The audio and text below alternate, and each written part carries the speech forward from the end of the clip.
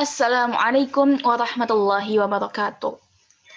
Nama saya Sri Wulandari. Di sini saya akan mempresentasikan dan menjelaskan tentang salah satu kelembagaan Islam Indonesia yang masih eksis hingga saat ini, yaitu Lembaga Nahdlatul Wathon.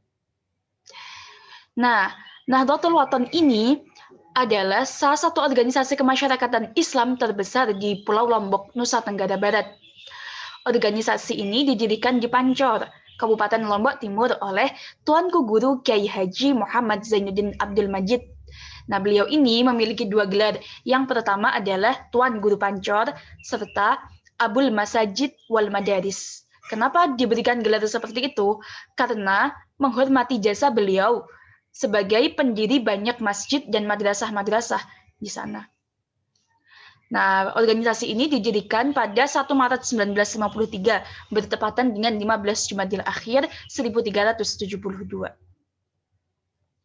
Setelah itu, kita akan bahas mengenai latar belakang berdirinya Nahdlatul Wathon, beserta apa saja pemikiran keagamaan dalam tubuh Nahdlatul Wathon. Latar belakang berdirinya Nahdlatul Wathon adalah ketika itu, setelah Tuan Guru Kiai Haji Muhammad Zainuddin Abdul Majid ini pulang dari Mekah setelah menyelesaikan pendidikannya di Madrasah As-Sawlatiyah, beliau itu kembali ke tanah air pada tahun 1934. Nah, sepulangnya dari sana, beliau itu mendirikan pondok pesantren yang dinamai Pondok Pesantren Al-Mujahidin. Nah, setelah 3 tahun dari berdirinya pondok pesantren itu, lebih tepatnya pada 22 Agustus 1937, beliau mulai mendirikan Madrasah Nahdlatul Wathon Diniyah Islamiyah. Nah, secara khusus, Nahdlatul Wathon Diniyah Islamiyah itu diperuntukkan bagi kaum laki-laki. Nah, kemudian di tahun 43, beliau mendirikan Madrasah Nahdlatul Banat Diniyah Islamiyah yang khusus menerima murid dari kalangan perempuan. Kedua madrasah ini merupakan madrasah pertama yang berdiri di Pulau Lombok. Jadi beliau yang merintis madrasah-madrasah pertama di Pulau Lombok. Dan merupakan cikal bakal berdirinya semua madrasah yang bernaung di bawah organisasi Nahdlatul Wathon. Nahdlatul Wathon ini berbeda dengan organisasi-organisasi yang lain, seperti Nahdlatul Ulama maupun Muhammadiyah dari segi asal mula berdirinya. Karena apa? Ketika Nahdlatul Ulama dan Muhammadiyah itu mereka mendirikan organisasi dulu, baru mengembangkan sistem pendidikan ke madrasah-madrasahnya. Tapi kalau Nahdlatul Wathon justru dia adalah lembaganya awalnya dimulai dari madrasah, lalu mencari sebuah naungan untuk memudahkan mengorganisir banyak madrasah-madrasah tersebut. Nah, pada zaman penjajahan, Tuan Guru Kiai Haji Muhammad Zainuddin Abdul Majid ini memultifungsikan Nahdlatul Wathon Diniyah Islamiyah dan Nahdlatul Banah Diniyah Islamiyah sebagai pusat pergerakan kemerdekaan. Jadi, Nahdlatul Wathon sudah memiliki peran terhadap bangsa Indonesia itu sebelum bangsa Indonesia merdeka. Terbukti pada saat penjajahan, Tuanku Guru Kiai Haji Muhammad Zainuddin Abdul Majid ini membentuk gerakan yang diberi nama Gerakan Al-Mujahidin. Tujuannya apa? Tujuannya untuk mematrikan semangat nasionalisme, membela tanah air untuk merebut kemerdekaan dari penjajah saat itu. Nah, perkembangan madrasah-madrasah dari cabang Nahdlatul Wathon Diniyah Islamiyah dan Nahdlatul Banat Diniyah Islamiyah ini sangat pesat. Pada tahun 1952 saja, ini sudah ada 66 madrasah yang didirikan oleh para alumni. Akhirnya, untuk memudahkan dalam koordinasi, pembinaan, dan pengembangan, maka ada inisiatif dari Tuanku Guru Kiai Haji Muhammad Zainuddin Abdul Majid untuk mendirikan organisasi Nahdlatul Wathon yang memusatkan pergerakannya di lembaga pendidikan, dakwah Islamiyah, maupun lembaga sosial. Nah, secara legalitasnya, karena Indonesia ini berada di negara hukum, maka organisasi Nahdlatul Wathon ini secara resmi mendaftarkan diri dalam Akta Notaris Hendrik Alexander Malada itu pada 29 Oktober 1956. Dan badan hukum yang diakui oleh Ketetapan Menteri Kehakiman itu pada 17 Oktober 1960. dan mulai disiarkan melalui Berita Negara Republik Indonesia itu pada 8 November 1960. Sekarang kita akan berlanjut ke pembahasan pemikiran organisasi Nahdlatul Wathon. Nah, setiap organisasi pasti punya dapurnya sendiri-sendiri. Nah, pemikiran organisasi Nahdlatul Wathon ini tidak lepas dari Islam Nusantara. Mereka memperjuangkan Islam Nusantara sebagai manhaj atau model beragama yang harus senantiasa diperjuangkan untuk masa depan peradaban Islam Indonesia dan dunia. Mereka menganut nilai bahwasanya Islam Nusantara adalah Islam yang ramah, terbuka, inklusif, dan mampu memberi solusi terhadap masalah-masalah besar bangsa.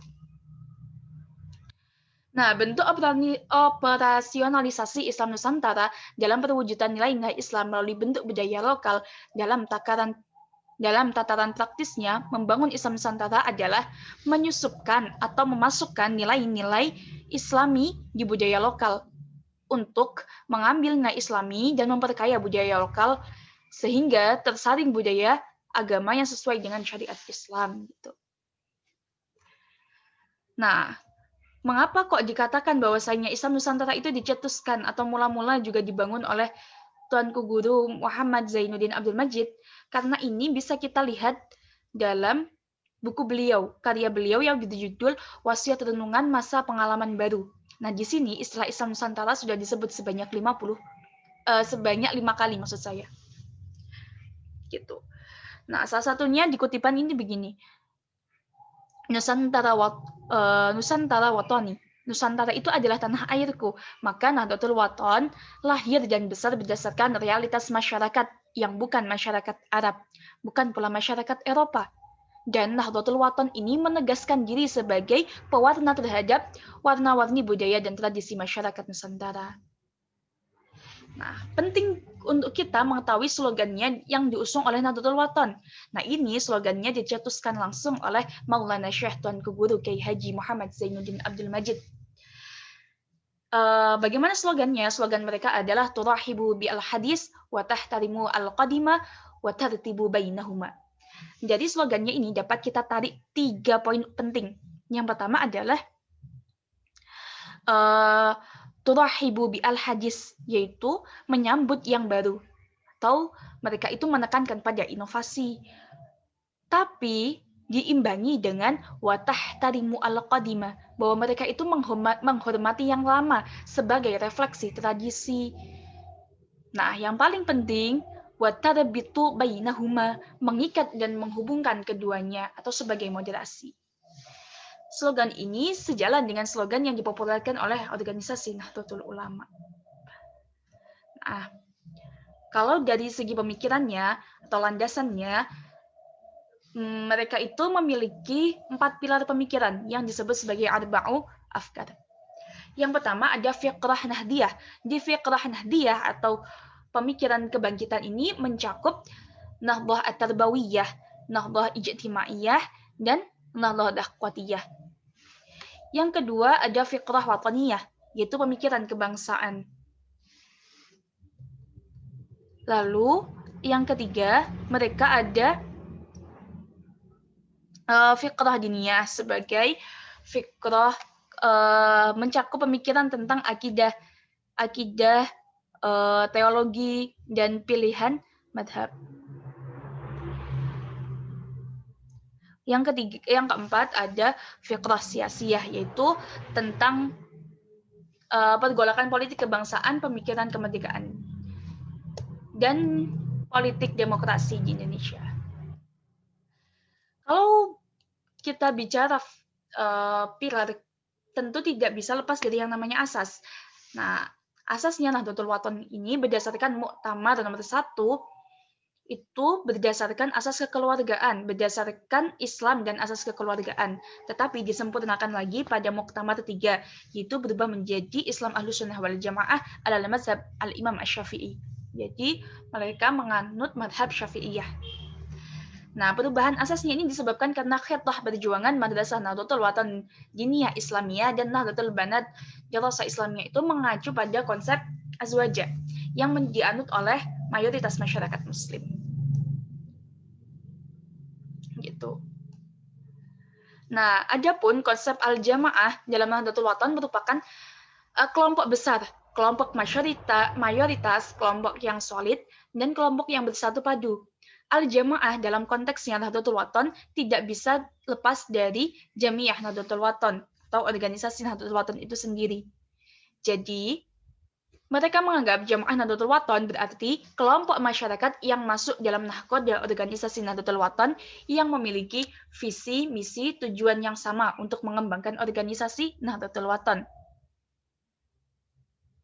Dengan demikian, yang menjadi asasnya yaitu konsep Ahlussunnah wal Jamaah Nahdlatul Wathon berarti orang-orang yang berpegang teguh secara konsekuen terhadap apa yang telah disunnahkan dan dijalankan berdasarkan kesepakatan mayoritas untuk mengembangkan organisasi menuju organisasi yang progresif serta responsif.